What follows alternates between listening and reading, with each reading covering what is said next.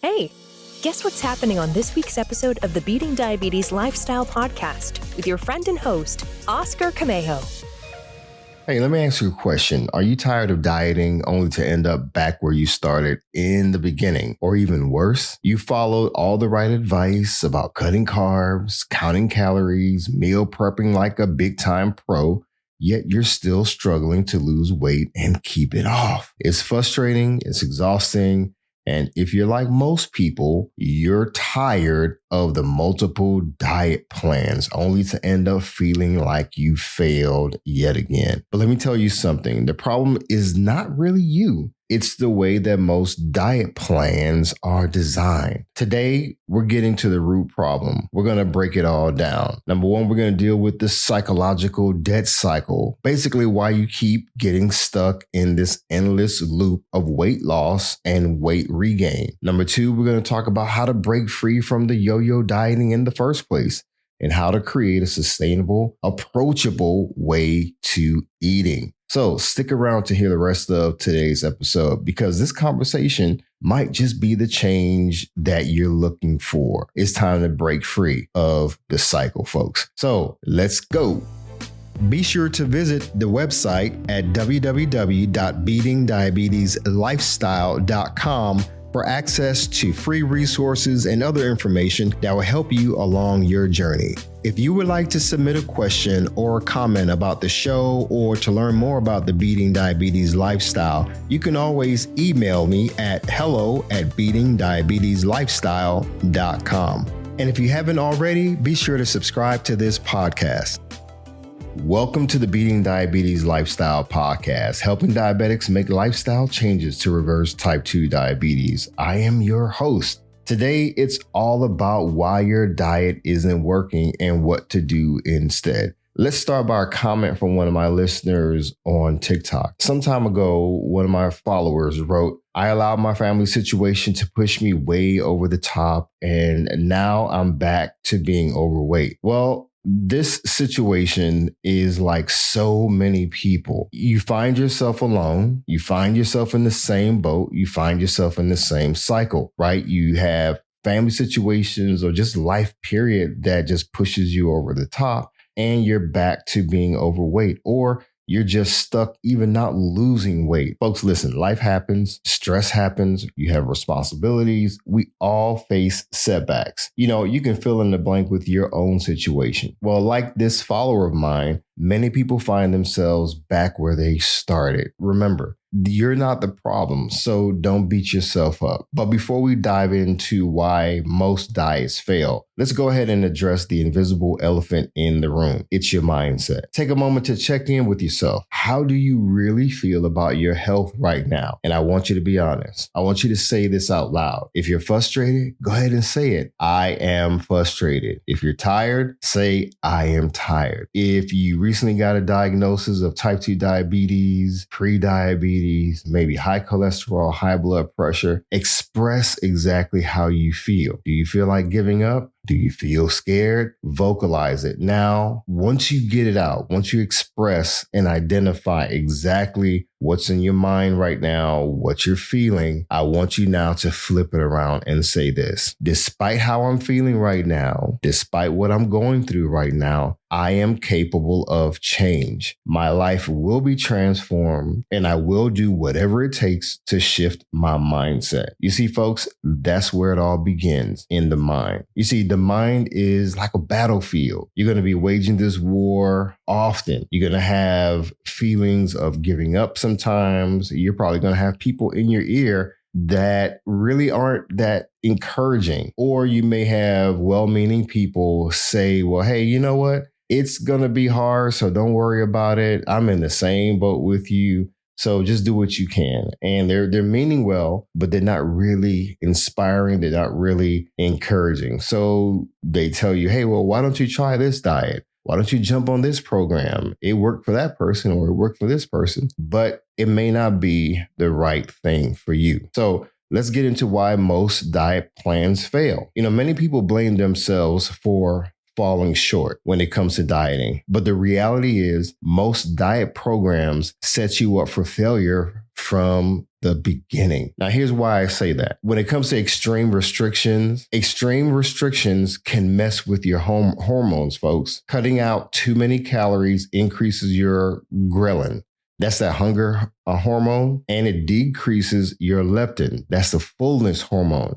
This makes you feel constantly hungry. So it's like, so 1 minute you're hungry, then 1 minute you think that you're full, but you're not really full. And it's just like this yo-yo thing that goes on. So when you're doing these diets that call for extreme measures and extreme restrictions, it can mess with your hormones, giving you an imbalance. Balance is the key. And here's another reason why a lot of diet programs don't work. Your metabolism adapts. So rapid weight loss slows down your metabolism, making it easier to regain weight eventually. Here's another reason. Cutting carbs too aggressively can lead to energy crashes. Without enough fuel, your body starts to crave sugar, and fast digesting carbs lead to binge eating. A lot of people don't know that. So you have to be mindful. You have to do things slowly, gradually, so that your body can adapt normally. I had to learn that myself. Now, if you've ever felt like you were doing everything right, but still struggling, it's not just about willpower. It's about how diets mess with your body's natural hunger systems and hunger signals. That's why I don't recommend extreme restrictions. At one time, I thought it was good to go ahead and just cut something cold turkey, especially if it's something that was a part of my regular eating. And I later learned that we have to focus on small, gradual, sustainable changes. Now, there may be some things that for health reasons, you should go ahead and cut out cold turkey. Like, for example, fried foods. You don't have to eat fried foods to have good health, right? Fried foods actually can contribute to high cholesterol and some other health challenges. So yeah, you can cut out fried foods almost immediately and opt for baked or grilled option. And that's not going to hurt you. Trust me. So there are some things that you want to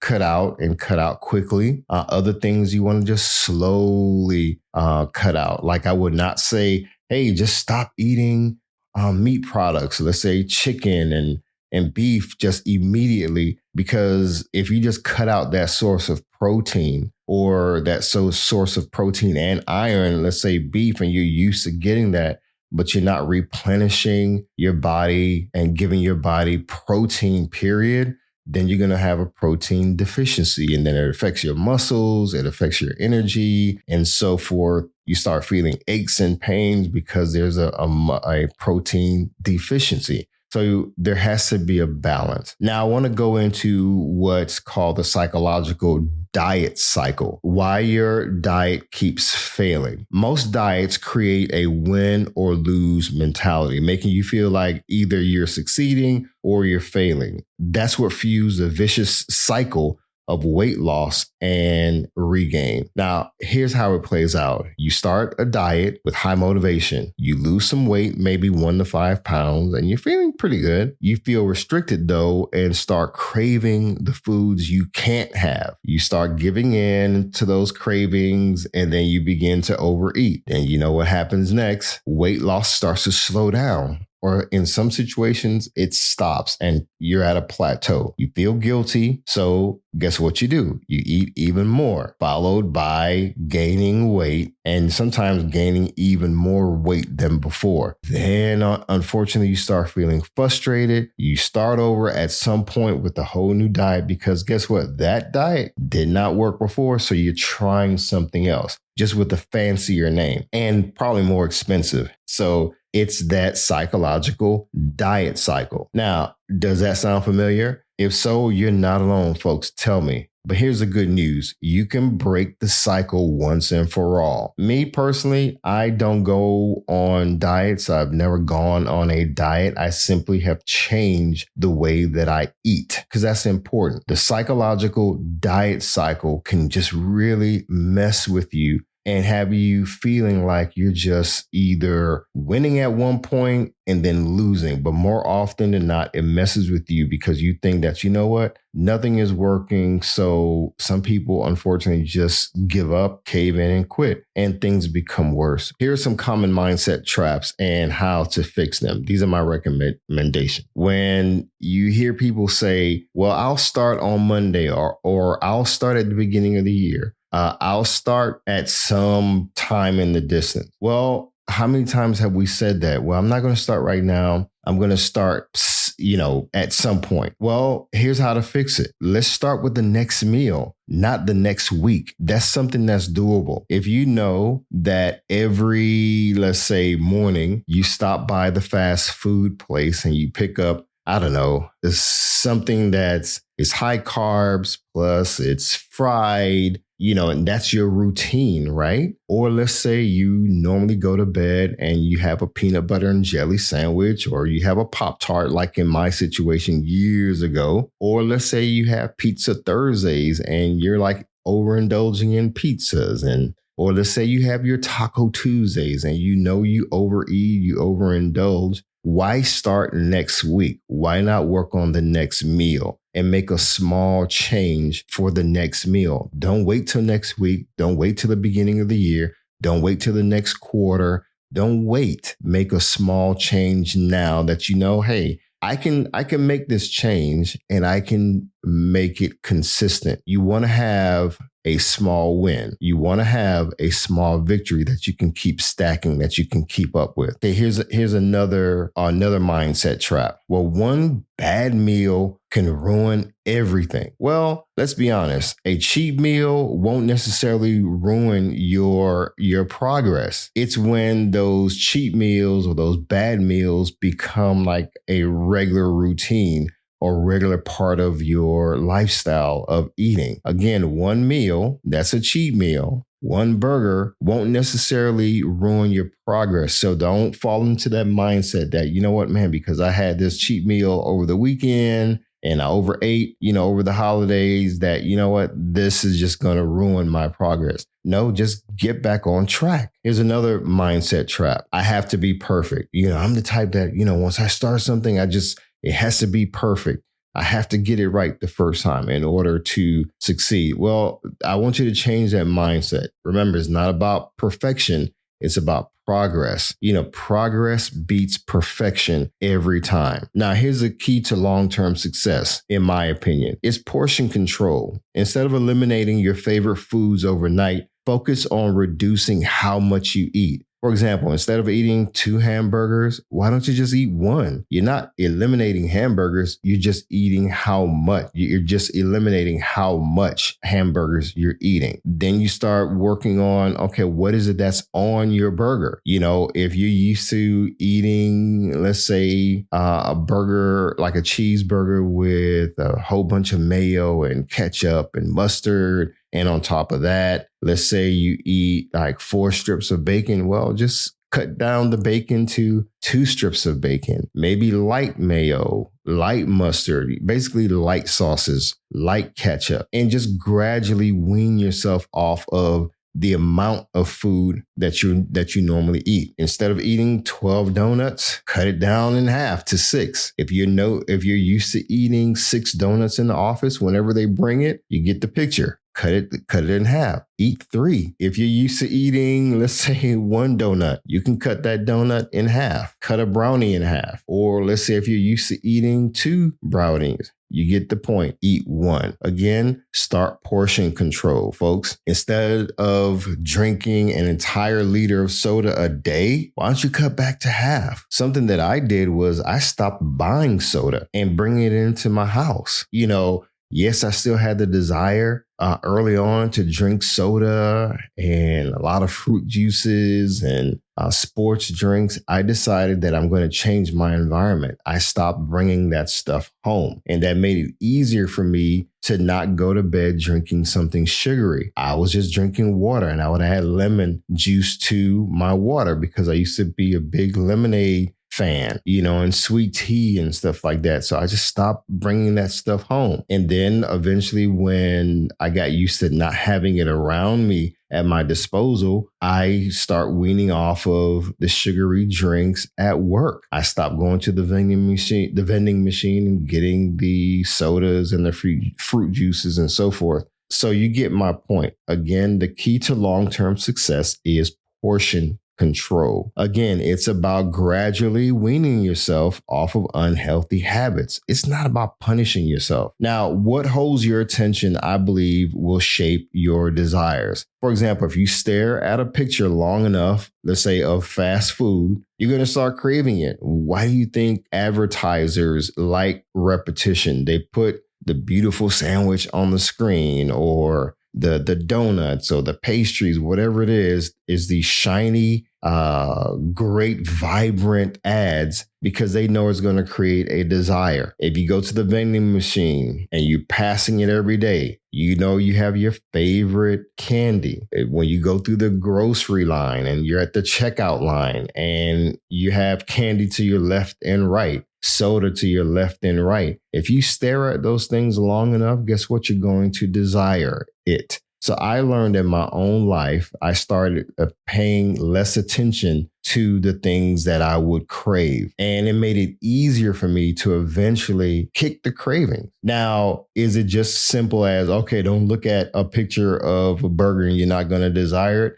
No, I'm talking about small steps. You see, you spend too much time in these snack aisles. And guess what? You're going to be tempted by the things that are unhealthy for you. You know, my thing was when I used to go to the grocery store, I still go to the grocery store, but whenever I would go to the grocery store, I had this habit of picking up some candy, some soda, and maybe a bag of chips and some other stuff. But before I got to my car, the candy would be consumed, the soda would be half gone, and the bag of chips, I'll start on the bag of chips while I'm going home. That was a routine. So even when I didn't have a craving for it, I had a habit of doing the same thing over and over again. So I had to learn to break that cycle. I had to learn to break that habit.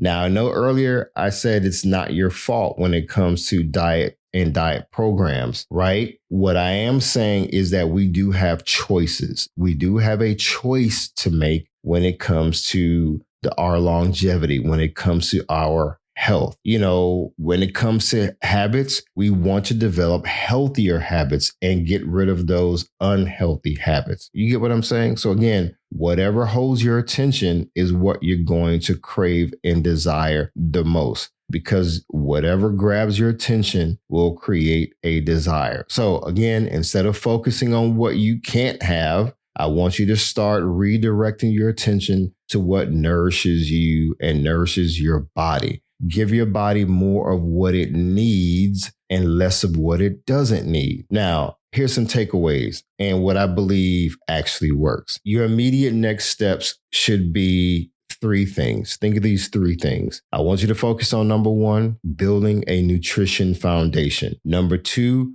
I want you to focus on movement, because movement matters. Number 3, your mental wellness is very important. So when it comes to nutrition and building a nutrition foundation, focus on adding nutritious foods rather than just eliminating other unhealthy foods. So remember, if you're going to cut out something, you have to replace it, because otherwise you're going to still create this desire later on for those unhealthy foods. For example, every night I used to want to eat something sweet or drink something sweet before going to bed. It didn't matter if it was me going to bed at 10 o'clock at night or 2 a.m. I always had to have something sweet. So what did I do? I would either fix a Pop-Tart or make a peanut butter and jelly sandwich, drink some fruit juice like I mentioned before, whatever. So once I started getting rid of those things in my house, I eliminated all the snack foods, the breads and all of that. I still needed to incorporate healthy things and build a nutrition foundation. So I started learning more about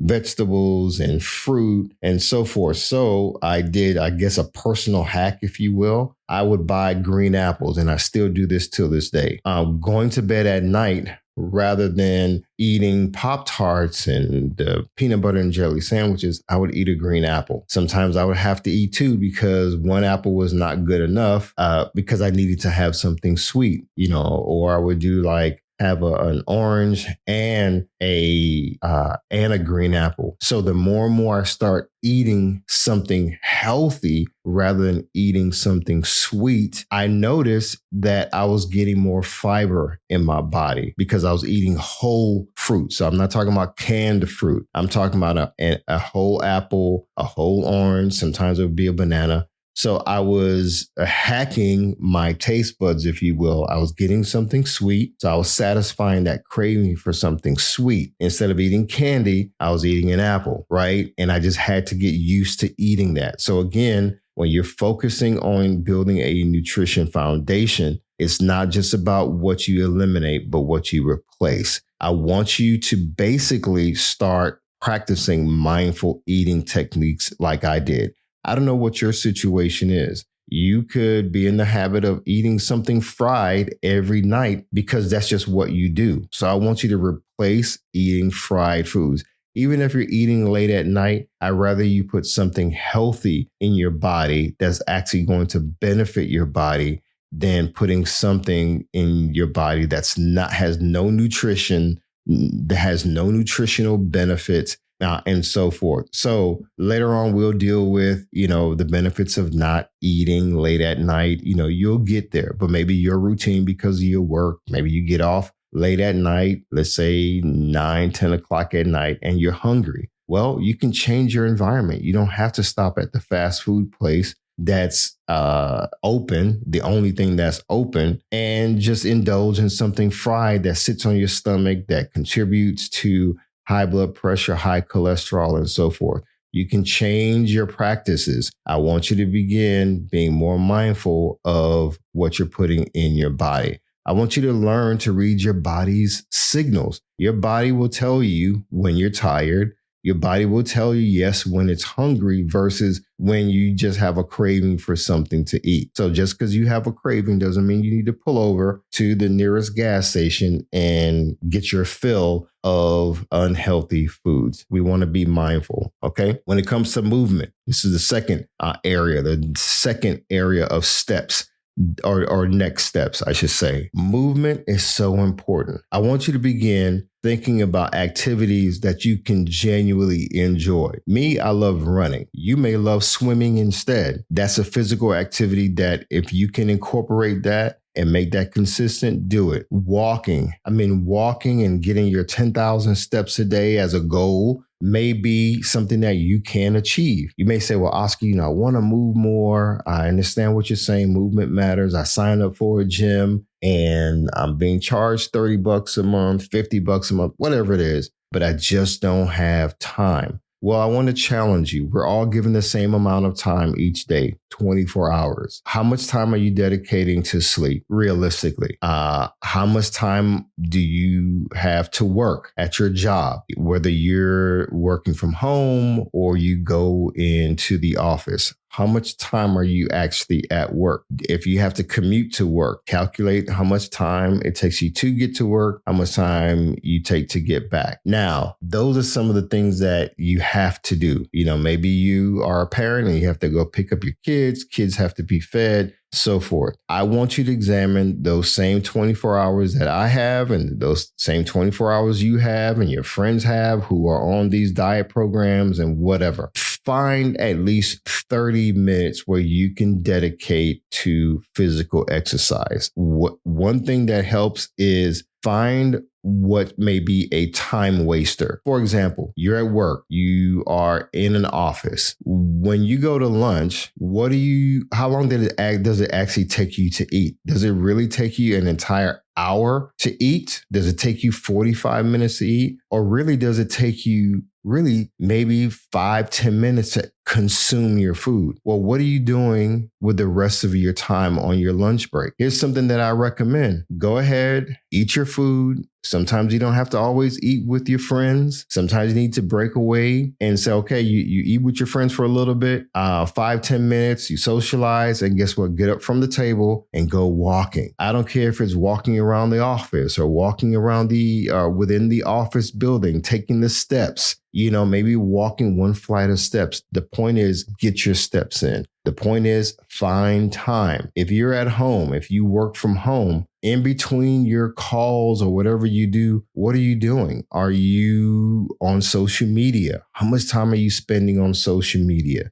The goal, again, is to set realistic goals. But in order to set realistic goals, we have to look at what our lifestyle really looks like. Where are we wasting time? Building consistency over intensity is important. Again, if you can find 10 minutes to walk, 20 minutes to walk, do it. Do it consistently. It's not about how hard you hit it at the gym or how hard you hit it when you're walking up and down the steps. No, I would rather you build consistency over burning yourself out trying to be intense, right? No pain, no gain. Okay, then you wear yourself out and then exercise becomes a burden and you no longer enjoy it and it just throws you off. You see what I'm saying? So keep that in mind. Consistency versus intensity. Now, the third area is your mental wellness. It's important to develop stress management techniques. Stress can really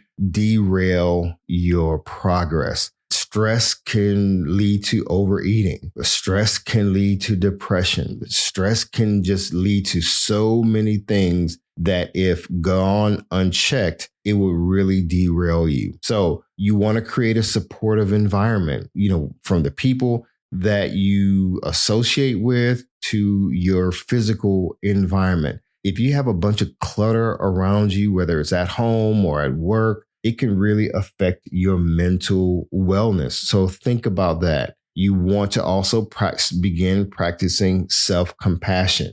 Sometimes we beat ourselves up way too much because of what we're not doing or the cheat meal we had over the weekend. And because we feel guilty, rather than just switch things around, a lot of us just become harder on ourselves. That's not the goal, folks. It's not about becoming hard on yourself and staying in that place. It's about picking ourselves up, dusting ourselves off, and moving. Now, listen, when I was 268 pounds, I was overweight. I was in the hospital and almost died of type 2 diabetes. I struggled with my mental health. I was really struggling with feelings of like, man, just like, God, how did I let myself get here? I was slowly getting into a place of depression. But thank God that I had it was a small support system, but I had enough support with certain family members and friends that I said, you know what? I'm going to keep going. I was inspired to keep moving. So I know I'm kind of glossing over the mental health aspect of things, but mental health is very, very important. How we perceive ourselves when we look in the mirror is important. When we stand on the scale, how we perceive ourselves is very important. Listen, I get it. You may be over 300 pounds right now or close to 300 pounds, whatever your weight is, and you may feel like you're just overweight and you're obese and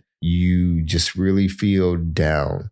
If you're at a place where you're feeling depressed, I don't want you to keep that in because internalized depression can turn into just self-hatred and being angry with yourself. It can leave you lethargic and not desiring to do anything. So definitely take some time to talk to someone, talk to a professional, seek a therapist if you need to, so you can get some answers to some questions that may be leading to the depression.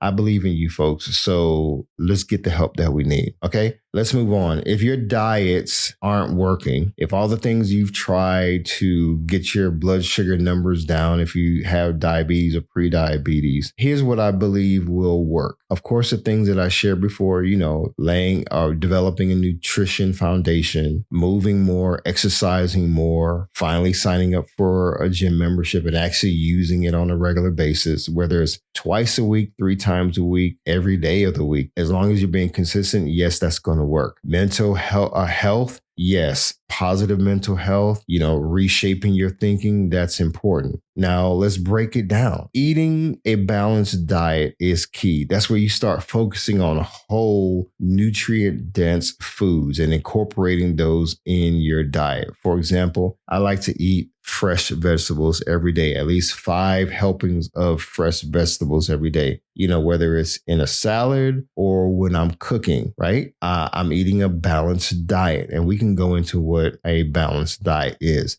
Basically, you want to have a diet that gives you the proper nutrients and the proper protein, fats, healthy fats, that will help your body be enriched, that would help give you a balance when it comes to nutrition. A lot of the foods that we eat are very nutrient shallow. Basically, they don't have a lot of nutrients. The donuts, hardly any nutrients. The bag of chips, popcorn have very little nutritious elements or nutrition to it that will help our bodies. And I think we intuitively know that, but we still crave it anyway. I have an episode that I've shared before. It's on how to read nutrition labels. So if you have a moment, go look that up, and it will actually open your eyes. And maybe I'll do a new episode in the near future for those of you all who may be interested in achieving a balanced diet that's sustainable. All right, number 2, practice portion control. We talked about that already. It's about smaller, intentional meals that will help prevent binge eating. Number 3, you have to listen to your body. Eat when you're hungry. Stop before you're stuffed. Every meal doesn't have to leave you stuffed, folks. Exercise portion control when it comes to the things that you're eating on a daily basis. Number 4, exercising daily is key. Just 30 minutes of movement a day can make a huge difference. Exercise in and of itself won't cause you to lose weight. It's going to help you to move better. It's going to help you to feel better. It's going to help you to develop energy.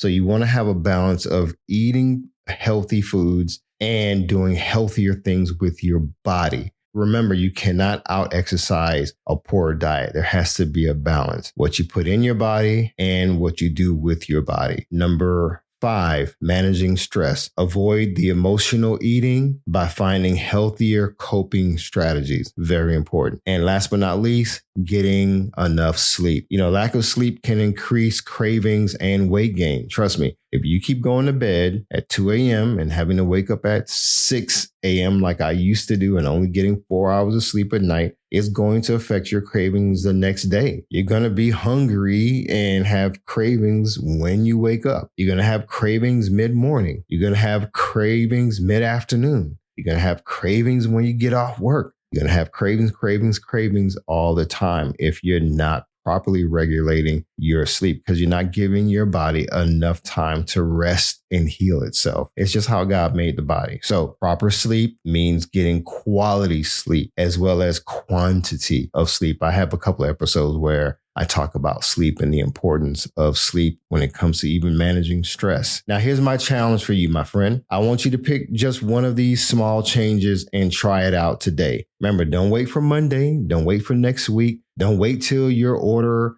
of your new gym shoes come in before you start practicing, getting proper exercise, getting enough exercise each day. Do not wait to be perfect. Do not wait for the perfect moment. I know some of you perfectionists, get it out of your head that you have to be perfect and you have to wait for the perfect moment. Just start. In your closet or in your dresser drawer somewhere, you have some workout clothes that you can pull out. You have an old t-shirt, you have some shorts or leggings for the ladies or compression shorts for the guys, whatever you have. I don't care if it's your old basketball shorts, fellas, pull it out, put some socks on. If you have some old sneakers, start with what you have. And we can talk about, having the perfect fit and the perfect outfit for the gym later on. but it's not about having the perfect fit. It's about perfecting what you need to do. It's about getting better. It's, again, perfecting doesn't mean being perfect. It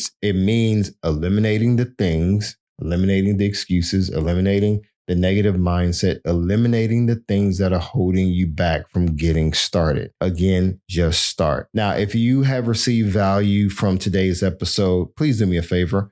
I want you to leave a review, share this episode with a family member or a friend. Let's spread the message about health and well-being, folks. You know, as always, it's about the small, consistent steps that lead to big results. If I can do it when I was 268 pounds and I was able to lose over 80 pounds in less than a year without going on highly restricted diets, I never counted carbs, I never counted calories. If I can do all of that, folks, and come off diabetes medication, high blood pressure medication, high cholesterol medication by order of my doctor, you can too. I didn't do anything special, but what I did do was become a better eater. It started with changing my mindset. I became happier, but that started with me making some small changes by way of my habits. I had to stop looking at myself as this big fat walrus, folks. Just like my TikTok follower who wrote in and said that lifestyle changes had to be made because they realized that their family situation was getting in the way. They dealt with a lot of stress where that came in. We all deal with that. We all in one form or fashion. But the goal is to turn things around. If my TikTok follower can do that, and the many people who do follow me, if they can make changes, so can you. So wherever you are in the world listening to this podcast, thank you so much for tuning in. And as always, keep this in mind. Stay focused, keep moving, never go back, leap forward, bounce back because you can, my friend. And above all else, trust God. You got this. I believe in you. Hi, everyone. Thank you for tuning in to the Beating Diabetes Lifestyle Podcast with Oscar Camejo. We hope you enjoyed this episode. As a reminder, this podcast is intended for motivational and educational purposes only. It is not a substitute for professional care by a physician or other healthcare professional or qualified fitness instructor. This podcast is provided on the understanding that it does not constitute medical or professional advice or services. If you're looking for help on your journey, seek a qualified medical practitioner. It's important that you utilize someone who is a trained, licensed healthcare professional who can help you on your journey toward good health.